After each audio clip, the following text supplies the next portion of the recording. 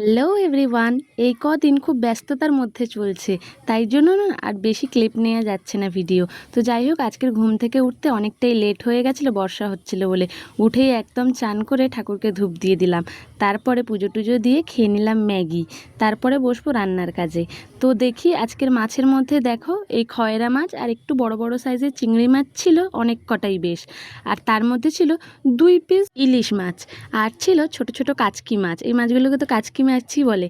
আমি না মাছের নাম এত হারে ভুলে যাই, ধারণার বাইরে। আর কোনো মাছের নামও জানি না আমি, যে এটা এই মাছ সেটা সেই মাছ। যেগুলো দেখে সাধারণ বাচ্চারা বুঝতে পারে সেই মাছগুলোই আমি চিনি। তো যাই হোক, মাছগুলোকে ভালোভাবে ধুয়ে নুন হলুদ মাখিয়ে রেখে দিলাম। তারপর রান্না করেছিলাম। আজকের বাড়িতে দুধ ছিল না, তাই জন্য এমনিই শুক্তো করেছিলাম। দেখো, মোটামুটি বেশ ভালোই খেতে লেগেছে, কিন্তু বর্ষাকালে না আমার মনে হয় যেন শুক্তোটা ঠিকঠাক লাগে না। একটু গরমে শুক্তোটা ভালো লাগে, কিন্তু বর্ষায় ঠিকঠাক ভালো লাগে না। আর করেছিলাম ওই ছোট ছোট কাচকি মাছগুলো দিয়ে আলু দিয়ে একটু বেশি করে লঙ্কা, পেঁয়াজ আর রসুন, পাঁচফোড়ন দিয়ে করেছিলাম একটু শুকনো শুকনো চচ্চড়ি মতন। চচ্চড়ি বলা ভুল, ভাজা ভাজা টাইপের।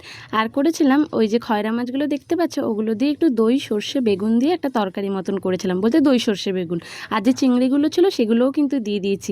ব্যাস, আজকের দুপুরবেলা এই রান্নাবান্না করেছি। আর রাতে তো কোনো কিছুই